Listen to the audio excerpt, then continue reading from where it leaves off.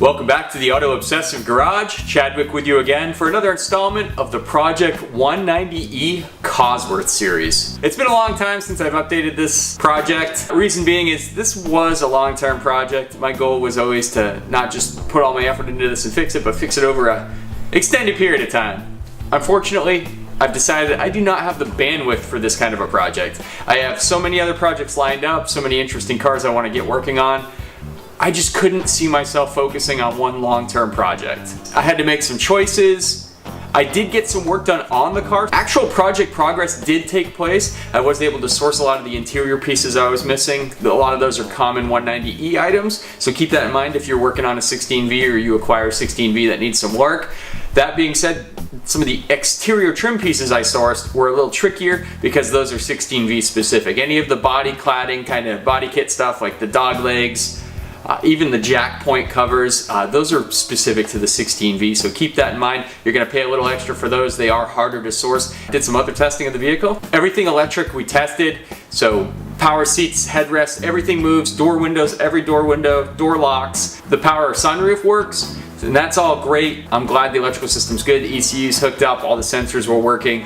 It's such a good thing not to have to worry about wiring in a project like this. You know, just then mechanical, putting the engine and transmission are the only thing left for that car, which saves you so much time when you have to hunt down electrical gremlins or things aren't working or switches aren't working. So that was all positive. Cleaned up the car thoroughly. Again, sourced a lot of things that were missing, put it all together. So the next owner will have a better chance at completing this project and have less hunting to do for parts. So that's it, guys. Decided to sell the project. Needed to open up some time to work on my other projects. Will I be kicking myself for this? Absolutely. You know, these cars are definitely going up in value. Super rare. They're finally getting appreciated for what they are. Without them, I don't think the M cars would have come along and needed to compete with Mercedes-Benz. So I think this was a very historically important car. Do I want to get into one in the future? You bet. I'll keep my eyes open for one that needs a little TLC. Maybe not to the degree this one needed it, but you know, something I can wrench on and get turned around in a pretty quick time. So I will keep my eyes open. I think it's a stunning car. I think it's a very good looking car. One of the best looking cars of all time, I think, from Mercedes-Benz for sure. So that's where we are with the project, guys. So I'll close out with a few little updates I did, and then I'll have some photos that I took of the car as well as it being towed away. So thanks again for tuning in. We do have some amazing projects lined up to enter the Auto Obsessive Garage.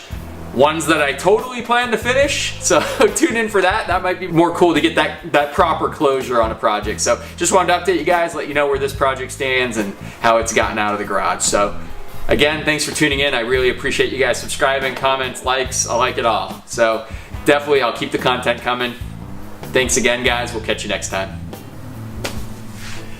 Update on the 190E 16V Cosworth. As you can see, this lovely interior still looking good.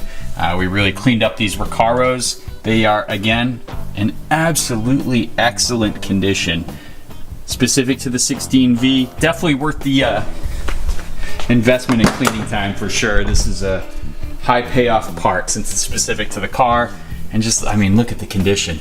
Absolutely stunning, front and back.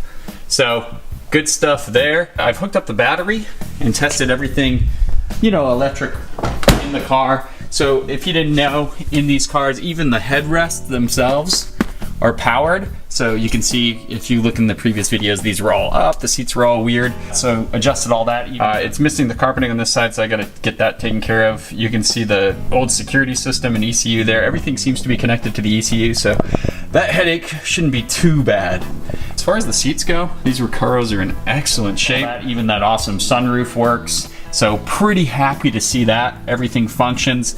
You gotta love that. And this interior is just, what an awesome place to be with these cool gauges, lovely seats, and absolutely flawless dashboard. That's the other thing. When you start looking at these 16Vs or 190s from this period, that dash cracking is a very real thing. I've got two wonderful glove boxes to put into. So car's in great shape. Yeah. The exterior of this 190E 2.316 is in amazing condition. I have all the pieces on there, all the specific body trim panels, and yes, of course, those are pricey. So all this kind of body trim here, the wheel flares, the side cladding, dog legs, all that kind of cool stuff. Even these little access panels for the jacks are unique to the 16V, just in case you didn't know that. The regular 190s are flat. These have that kind of little black bulge area, kind of rounded off. So just know that when you get into these cars, if you're missing those, you cannot just simply replace with 190 parts. And look at the front end. Such a distinguished front end Mercedes had at this time. Love it. The Euro headlights are a must. I think the US market headlights are horrible. They got the period correct California plates on there. That is awesome. That's always rad to get that kind of stuff. So loving this car. It's a little cleaned up. As you can see in closer inspection, the paint isn't that bad. It's really just the clear coat that needs to be touched up. It still shines up very nicely, as you can see down the side of the car. So I am very happy with this. I think this is a great base for a full restoration. Again, the wheels, these are the 16 SL wheels, and they are just, look how beautiful they are. They're the exact same design as the 16V 15s, except yeah, they're 16x8, so you can put a meaty tire on there, and they're not chrome-ish, kind of like the 16V tires are. They're painted silver, and they just look great. Look at that body kit. Boy, that's a good looking car. Got the cool little vents here. Yeah, it's just super cool. All right, just a little update on it. What a wonderful car, huh?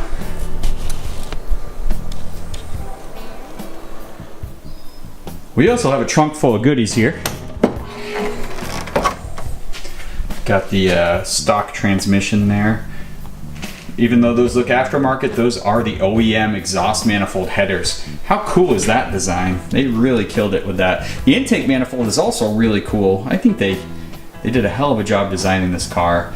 And there's that other wheel I had to source, the 16x8 SL wheel. So now we have a matching set of 4. And I noticed a couple of scratches, but other than that, almost no curb rash, nothing. These wheels are excellent.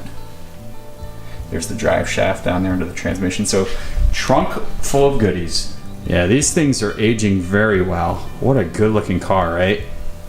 Wonderful design. 80s and 90s aesthetics. God, they don't make them like this anymore, do they? Love it.